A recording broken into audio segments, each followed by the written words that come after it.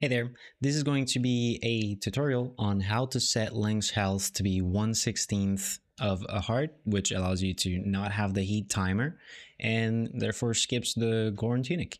It's been used in many speedruns and it is a fantastic technique, so let's get into it. The first thing you want is to get hit by fire keys so that Link actually turns on fire and starts losing health gradually, just like this. You can see the health bar, little quarters are chipping away from time to time. And what we're going to do is that we're going to get used to how it actually chips those little quarters of heart. And once we know how that works, then we're going to stop it just before the end. And that is going to be done by dropping a fish.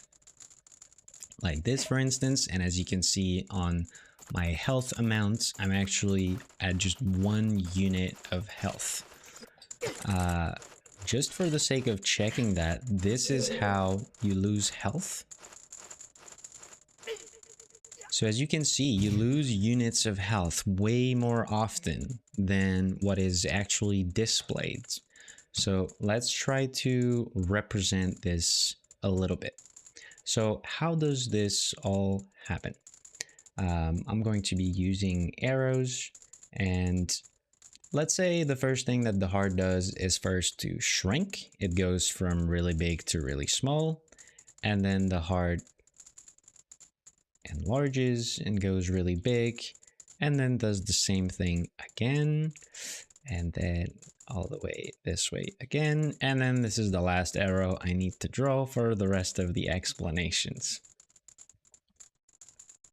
Okay, what was happening on this video is that we were losing 1/4. We were visually losing health, as in there was a quarter chipping, when the heart was going from big to small, so on the shrinking side of things. So I'm going to put it in the very middle in purple. I'm going to put this big dot. So this big dot means this is where I visually lost 1/4 of heart. Putting it in the middle is going to make things much easier for the rest, because basically you see one big arrow is half a second. So it takes half a second for the heart to be small and then turn big, and vice versa. It also takes half a second, not completely true, but just keep with that idea. It takes exactly half a second to lose 1 unit of damage. It might not be true, but that's what you want to know for learning. Now, it would mean that I'm going to lose 1 unit there. I'm going to lose 1 unit there, then another unit there. So that's what, 1, 2, 3. And on the 4th one, since 1 heart is 16 unit, on the 4th one, it's going to be a visual loss once again. So I'm going to get visually chipped 1/4 of a heart at this moment. So what do we want to do? I'm going to put it in blue.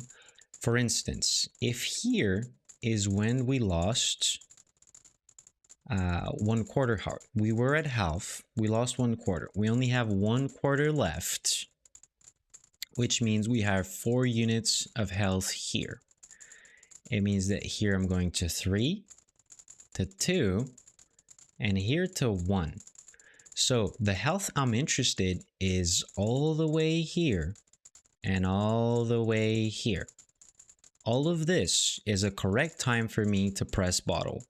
And if I do that, then I will just let the burning go away during the bottle cutscene, or during whatever cutscene that you want. You could also slash the sword. There's multiple ways to stop the burning, but I want to be stopping the burning during that moment so that I stay with 1 unit of health, and I don't want to do it after, because then I drop to 0 and that's game over. All right, what I recommend for you guys is what I'm going to be putting in green, is to always try to drop your bottle early in that half a second that you have left. You're going to see half a second is a huge amount of time. and try to stay close to one transition. Transitions are very friendly in order to have yourself time things correctly. You will get very fast used to like when the heart is done enlarging and when the heart is done shrinking. So you want to get close to those, right?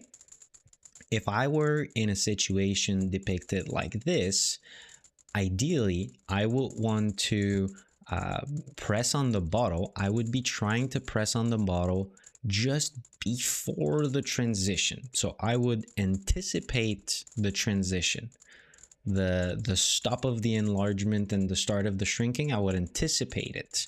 If I try to react to it, then, or to even like try to press over there, this is a really scary situation because you have stuff such as human reaction time, input delay, blah blah blah. All of that, you don't want to have to deal with that, and you don't want the game over, because at some point when your times get good, that's a reset. So I think that's enough theoretical knowledge, and we should be going back to actually watching some gameplay.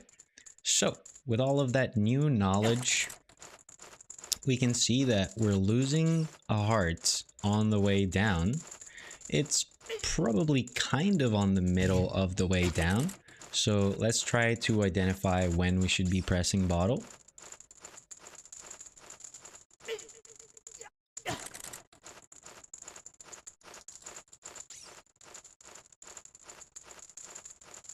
Boom. So you see, I was anticipating that it was the last big heart, and that's when I was pressing. I strongly suggest that you start working on this with 1.5 heart when you enter Fire Temple, because then you will see multiple clicks of damage that will confirm you, and that will give you some time to think about when you want to press the bottle. Once you're comfy with that, then you can start entering Fire Temple with only 1 heart, for which you will only get once the information of where is the click. I find it scary. Some of my friends say that it's very easy. I'll let you get your own opinion. It is very doable.